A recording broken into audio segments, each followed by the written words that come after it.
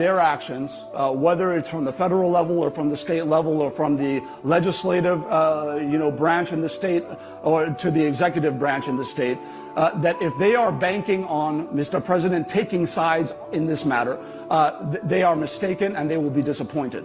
The president will not do that. All stakeholders to understand that the president will not take sides and that they need to focus in on governance and delivering the dividends of democracy to the people of River State, and that should be their only consideration until the lead up to 2027 when we can start talking about politics. Bola Tinubu speaking through his spokesperson that he will not take sides in the ongoing political crisis in River State. This is a very reasonable position that any unbiased person will take. Not that Nigerians take their words seriously, because on many occasions they've said something else and done something completely different. Anyway, we'll get back to that in a moment. Looking at the agreement that Tinubu brokered between Fubara and Wike, you will see that the only person that maintained and followed the agreement judiciously is Sim Fubara. That's before he started meddling in the affairs of the House of Assembly. But will you blame him for meddling in the affairs of the state legislature? No. No one will stand by, even Tinubu himself, if the National Assembly threatens to remove him and impeach him. He will do everything, he will use all his powers to stop them. So no one should blame Sim Fubara for the meddling. After all, he was following the whole agreement judiciously, hoping for peace to reign. But these people were bent on threatening a sitting governor, always making unnecessary demands. Imagine saying that he should not touch the local government accounts. Where were these assemblymen when Wike used the same accounts? Not that it is right, but everyone knows that all Nigerian governors maintain joint accounts between the states and the local government areas in their state. So it's not a new thing. Despite not being legal, they still do it. So why should they impose such restriction on Sim Fubara? And their position has pitched the local government chairman in River State against the governor, which has forced the governor to take countermeasures by asking them to submit the list of all salary earners at each local government area so that the state will pay them directly.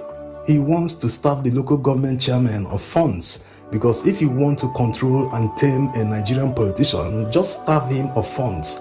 He will not be able to move. He will not be able to spend his own money to move around and start campaigning against you. All they are doing today is because they still have access to the treasury. Their local government accounts, all the money, they have all the budget, they can spend them anyhow they want, even against the state governor. So if he starves them of funds, they will not be able to campaign hard and go against the governor.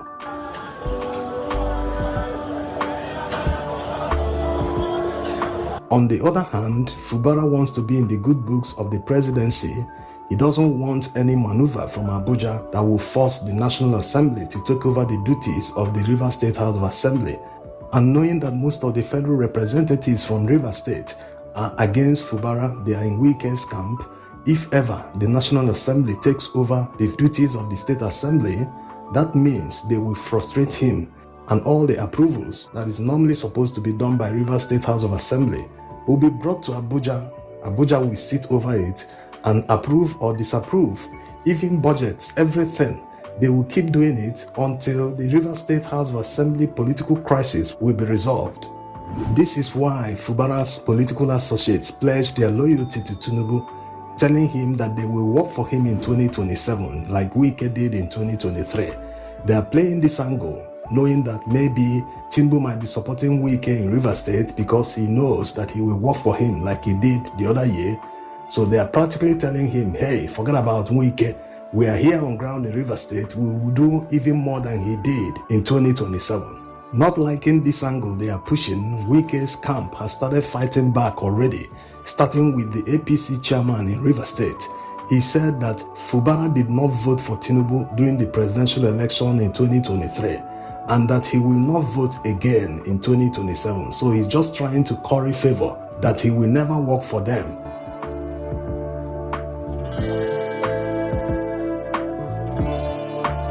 First of all, there's no way the APC chairman in River State could have known who Fubara voted for in the presidential election.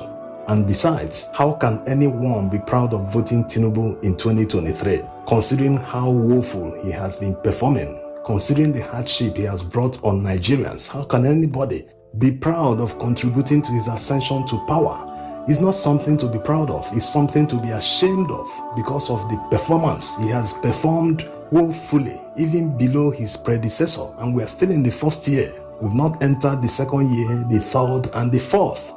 Looking back at how Sim Fubara followed the agreement judiciously, he didn't want to be seen as the person who started immediately fighting his predecessor, someone that made him the governor. But there is something that is called dignity. A king never crowns himself. There are kingmakers who crown the king.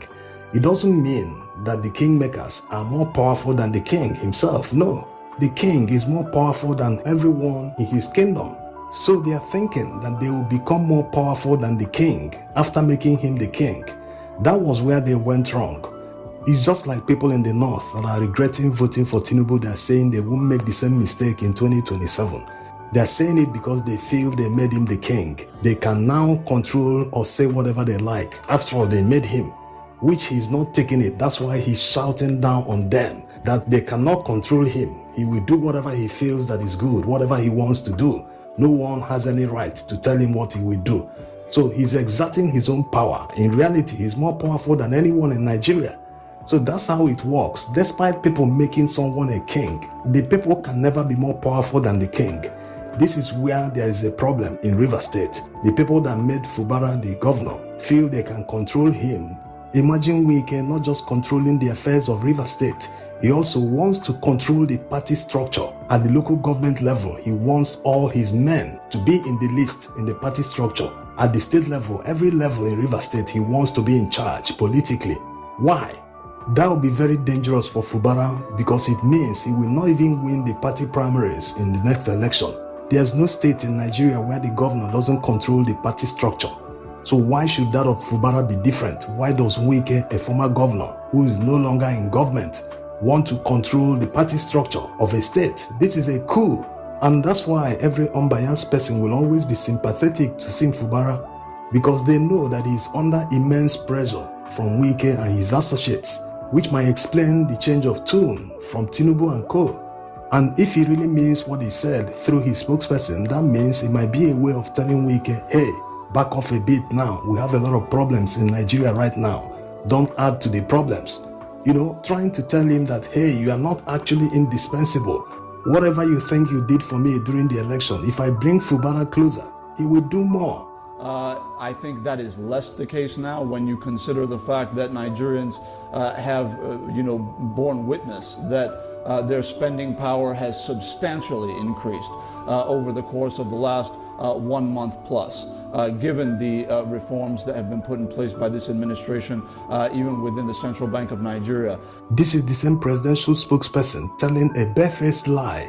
No, the purchasing power decreased by more than 200%. That's why many companies are leaving Nigeria, because they are not making sales. People think that increase in price, they will cover the cost and losses they make and customs duties and all that. There's a limit to how much you can increase the price of products. When people don't have money, when they become poorer, they can't buy anything. You won't be making sales. You won't be making enough sales when you compare to when the price was cheaper.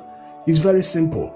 When people like Dangote are complaining about the Naira devaluation, saying that it is a huge mess they made, what about a poor man that doesn't know where his next meal will come from?